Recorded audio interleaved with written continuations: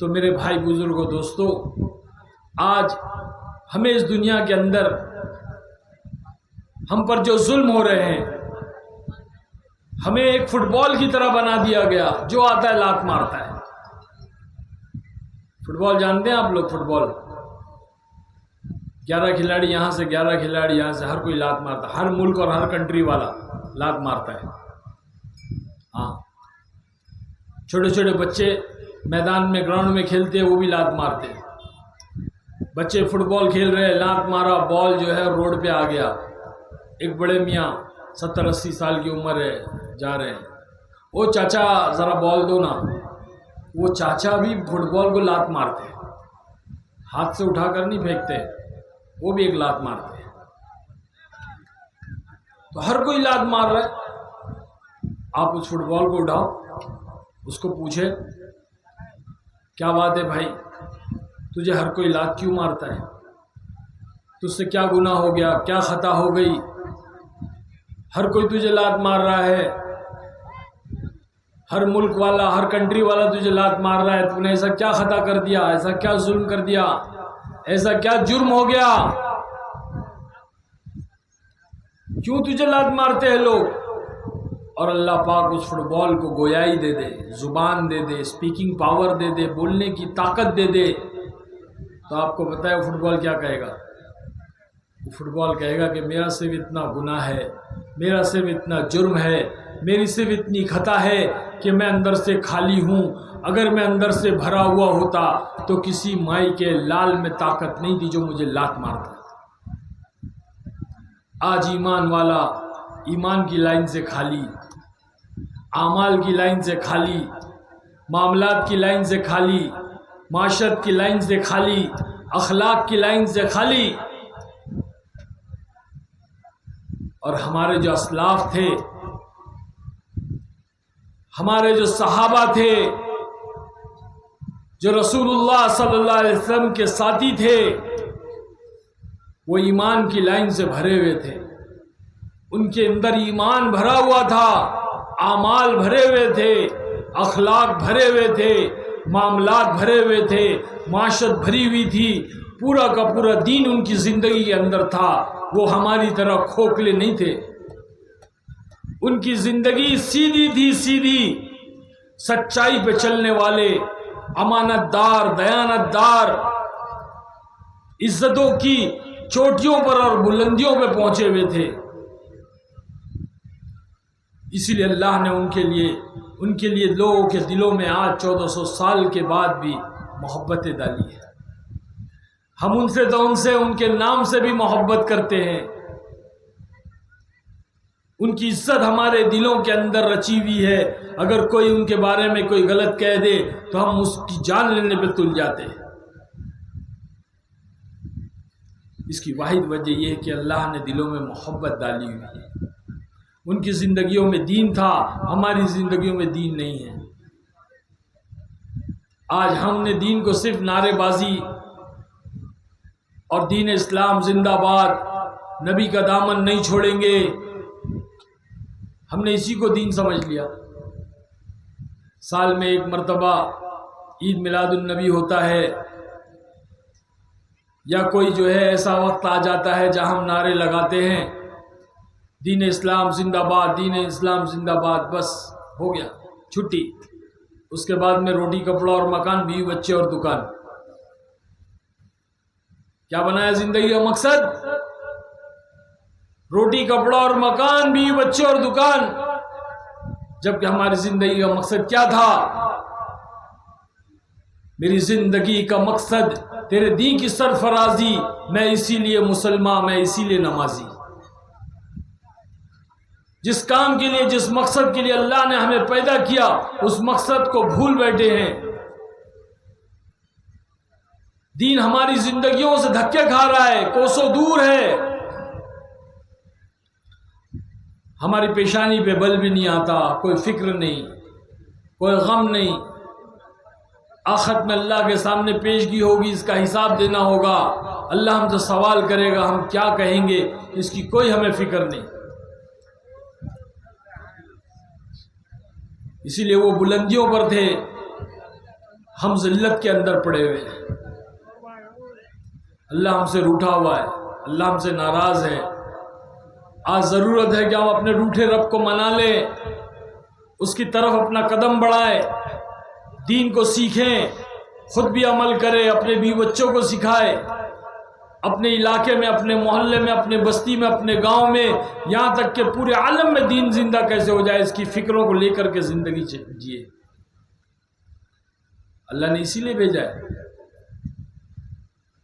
کھاتے کماتے تو غیر ایمان والے بھی ہیں، وہ بھی بیوی بچوں کو پیدا کرتے، شادی بیاہ کرتے، بچے پیدا کرتے، غیر ایمان والے بھی ویسے ہی، ہم بھی ویسے ہی، کیا فرق رہ گیا؟ نعرے بازی لگانا، دین اسلام زندہ باد کہنا، یہ کافی نہیں ہوگا بھائی۔ اصل تو اللہ زندگی میں چاہتا ہے، دین زندگیوں میں چاہتا ہے، تقریروں میں، بیانوں میں، کتابوں میں دین موجود ہے۔ ہاں، تقریروں میں، بیانوں میں، کتابوں میں، سی ڈی پلیئر کے اندر، آڈیو کے اندر، ویڈیو کے اندر دین ہے، موجود ہے۔ اللہ کو دین اس میں نہیں چاہیے، اللہ کو دین زندگیوں میں چاہیے۔ ہماری زندگیوں کے اندر حقیقی طور پہ دین چاہیے، اس کے لیے ہمیں دین سیکھنا ہوگا۔ ایک بچہ اپنے باپ کے ساتھ میں سفر کر رہا ہے ٹرین میں، 10-12 سال کا بچہ ہے، پیاس لگتی ہے، ابو پیاس لگی ہے، ابو کہتے ہیں اگلا اسٹیشن آئے گا تو اتر کے پلیٹ فارم پہ جو ہے پانی بوتل میں بھر لینا بیٹا۔ اسٹیشن آتا ہے، پلیٹ فارم آتا ہے، ابا کہتے جا ادھر پانی بھر کے لیا۔ چھوٹا بچہ معصوم 10-12 سال کا جاتا ہے، دیکھتا تو لائن لگی ہوئی ہے، پانی کی لائن لگی ہوئی ہے، یہ لائن میں کھڑا ہو جاتا ہے۔ جب اس کا نمبر آتا ہے، پانی بھرنے لگتا ہے، ٹرین چل پڑتی ہے، بچہ پانی بوتل لے کر کے پلیٹ فارم پہ بھاگ رہا ہے، باپ اندر، باپ کا کلیجہ دھک دھک ہو رہا ہے، میرا بچہ چھوٹ گیا۔ باپ زور سے چلاتا ہے، اتفاق سے بچے کا نام رہتا ہے اسلام، اسلام، تو پبلک جو رہتی ہے نا پلیٹ فارم پہ اور ٹرین میں کھڑی ہوئی زندہ آباد، وہ کیا کہہ رہے ہیں؟ سمجھ آ رہی بات؟ وہ اپنے بچے کو چلا رہے اسلام، تو زندہ آباد، اسلام زندہ آباد۔ وہ بولے پہلے اس کو اندر تو آنے دو۔ کیا بولتا باپ؟ ارے پہلے اس کو اندر تو آنے دو، تو اندر لانا ہے بھائی۔ اس لیے اللہ نے اس دنیا کے اندر ایک محنت چلائی ہے دعوت و تبلیغ کے نام سے۔ جانتے ہوں گے آپ کے گاؤں میں بھی جماعتیں آتی ہوگی۔ یہ محنت دین کو زندگی میں لانے والی محنت ہے۔ ہماری جو زندگی بدلی ہے وہ اس محنت اور اس کام کی وجہ سے بدلی ہے۔ ہاں، دعوت و تبلیغ کی محنت وہ محنت ہے جو زندگی کے اندر دین کو لاتی ہے۔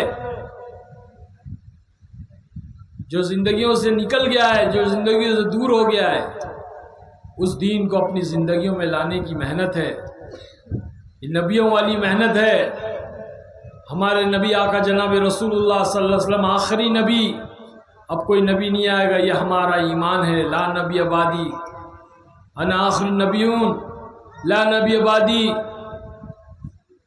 فرمایا میں آخری نبی ہوں، میرے بعد کوئی نبی نہیں آئے گا، یہ ہمارا ایمان ہے۔ نبی نہیں آئے گا تو بھائی دین کیسے زندگی میں آئے گا؟ نبی آتے تھے، دین زندگیوں میں آتا تھا، نبی چلے جاتے، دین چلا جاتا۔ نوح علیہ السلام نے جب 900 سال محنت کی، 80 لوگ ایمان والے تھے، جو صرف دنیا میں 80 لوگ بچے تھے، سارے اللہ نے ہلاک کر دیا۔ ایسا طوفان، ایسا پانی، زمین نے پانی اگلا، آسمان نے پانی برسایا، پوری دنیا طوفان نوح کے اندر ختم ہو گئی۔ بچے کتنے؟ صرف 80، وہ سارے ایمان والے تھے۔ پھر دنیا میں کفر اور شرک کیسے زندہ ہو گیا؟ ہاں، شیطان قیامت تک زندہ رہے گا، اور ہر ایک کو جو ہے وہ حق سے ہٹائے گا۔